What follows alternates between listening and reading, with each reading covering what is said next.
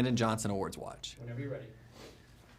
Hi, Mikey. It's such a pleasure to meet you. Hi, nice to meet you too. Congratulations on the film. I mean, ever since the premiere at Cannes, I mean, it's just been such critical praise, the Palme d'Or at Cannes. What's that ride been like? What does that feel like to have your work seen on the grand stage with such positive reception? Yeah, I mean, for our film to premiere at Cannes in the main competition has been a dream of mine for 10 years now. So that was so special, and it's one of the most beautiful theaters and screens in the world, really. It's like, 2,000 people in the audience, or I think so, or something like that. So that was completely spectacular. Yeah. And then the critical praise since then. I mean, it's really keeping that momentum, the awards buzz around it, with you in the spotlight. You know, you, the electric headliner of this entire film. What does that feel like? I don't know. I think maybe I'm processing it, but I love this film so much, and I'm so proud of it, and I love Annie, and also, like, our actors are so amazing, and Sean is so brilliant. I'm really happy that people are loving the film as much as I do. That means a lot to me. And Sean, he made this role for you. He came to you and said, you know, I've got this role, I want you to play it, it's yours if you want it. Yeah. What kind of research, I mean, was there any audition at all? I think I heard there were some twerking videos that were sent to Sean that your mom might have taped. Oh my God. Yes, no, there was no audition, which I've never had that experience before. That was very easy, was deciding that we wanted to work together, and everything that followed was a lot of research, a lot of time dedicated to studying this character and doing all the homework I needed to do and the training.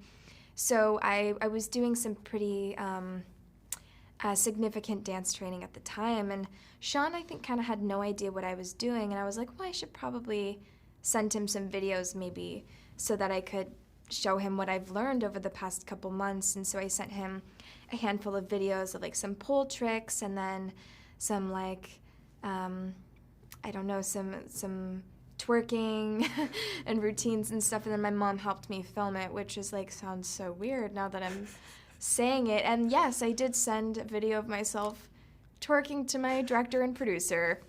And so now look where we are. Look where we are. Yeah. My mom was like, okay, like, are you sure you should do this? I was like, it's fine, he's gonna love it. Yeah. And he did. Yeah. Can you talk a little bit more about the research that you did? Did you meet with anyone that works in the industry, visit any of the venues? Can you talk a little bit about that? Yeah, we had some incredible consultants that came onto the film who were so incredible, sharing their time and giving us so much valuable information that added to the film in, like, such a beautiful, rich, nuanced way. I read memoirs that sex workers had written. I watched documentaries, and I visited clubs in Los Angeles and New York and got some dances, and it was really valuable to. I also shadowed some dancers to have that experience, and as much as I could try to be a fly on the wall and soak in what that kind of work is like. Yeah, absolutely. And this film kind of subverts the usual tropes that we see with sex workers. You know, the guys are not violent with you. There's no, sexual assault or anything like that. How did you feel about that and, like, kind of being that role and kind of adverting those usual tropes that we see in these types of films of violence and trauma? Well, one of the things I love about Sean as a filmmaker is he always takes something and makes it something completely different that you wouldn't expect it to be. And he has a very distinct, dark sense of humor that I love, and it's very human as well. But Sean and I talked a lot about the portrayal of Annie, and we didn't want it to be something that was sensationalized, and I didn't want it to be something that was dark as well. We wanted it to be realistic and honest to what her experience is. And so I think that all of the research that I did and that he's done throughout his sort of career of trying to make films that help destigmatize sex work helped us to create a character that was very honest and realistic in terms of her story. And this is such an intense role, and you've played a lot of intense roles before. Do you ever pull from those past roles, kind of add them to your paintbrush of traits that you kind of influence and bring to the roles? I can't say that I do. I think that the experiences I have on set, I definitely bring with me. I feel like every character I play, every job I have, and I've been so lucky to have a few of them, I learn one big lesson that I'm able to take with me to the next job, and it helps me grow a little bit more as a person, as an actor. But I think that in terms of characters, like Annie is someone who is so different than any character I've ever played and feels so far away from who I am too. And so yeah, I feel like she was someone who was fully just kind of built from the ground up. But that's a really interesting question. Thank you. And talk a little bit more about the on-set experience, especially in that house scene where you are screaming and giving 110%, both physically and emotionally. Talk a little bit about that. Break that down for me. Okay, yes.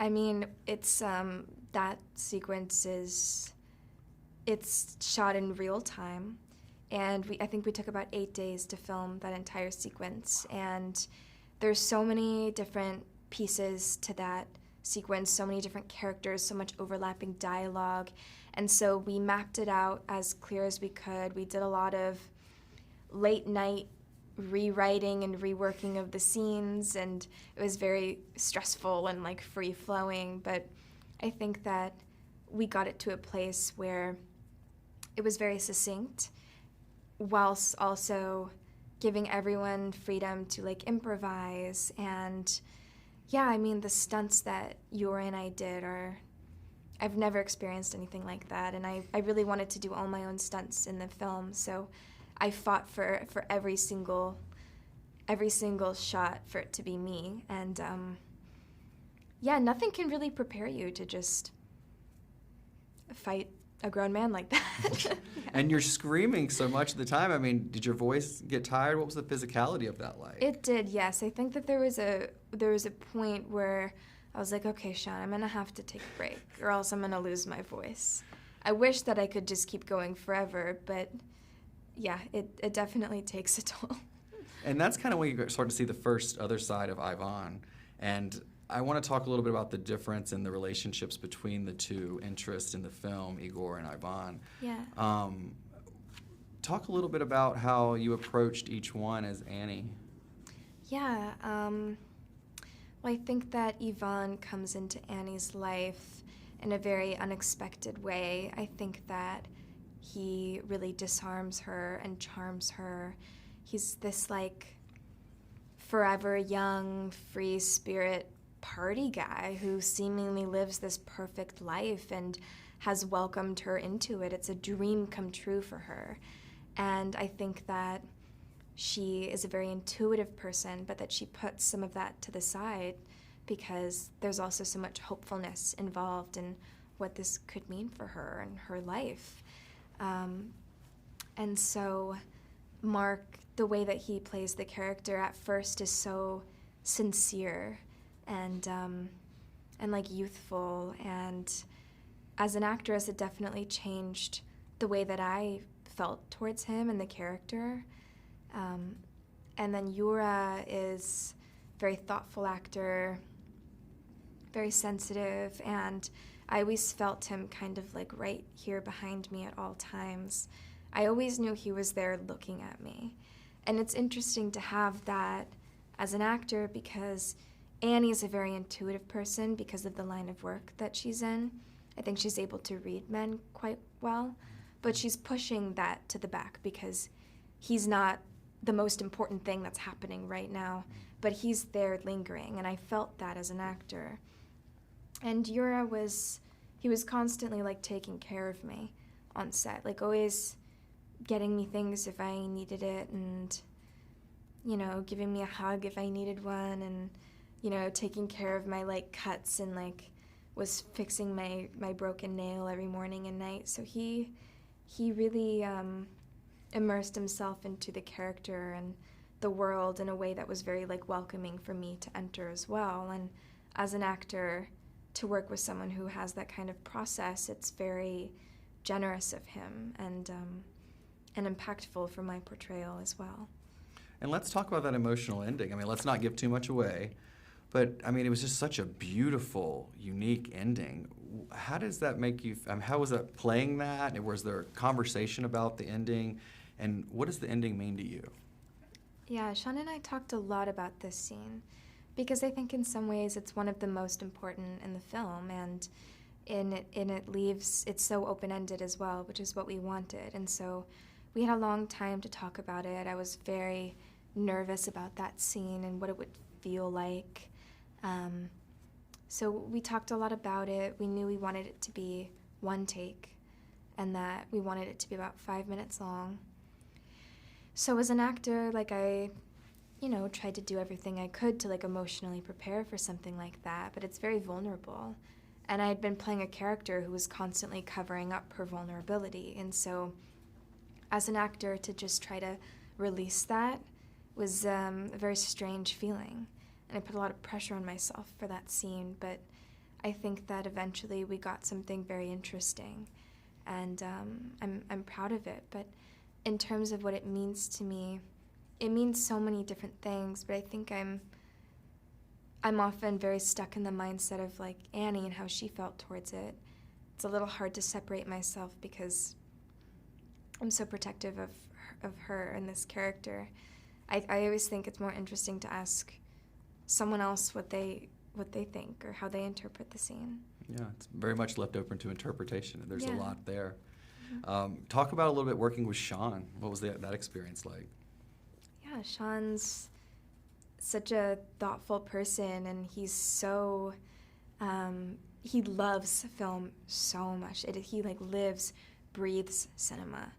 And to work with someone like that who is so enthusiastic about the story he's telling is really reinvigorating for me as an actor and really special to be a part of. And he saw something in me that made him think that I could play this kind of character I've never played before, and I will forever be grateful to him for that because this film is just, it's so special to me, and I'm the luckiest person to have been able to make it with him, but he's one of a kind. His vision is so singular and so Sean. I just don't think anyone can do what he does. No, I completely agree. Yeah. I completely agree. Well, thank you so much for taking the time to speak with me. It's been absolutely wonderful. Congratulations on everything, and we can't wait to see you at the Oscars. Thank you. It was so nice to meet you. You as well. Thank you.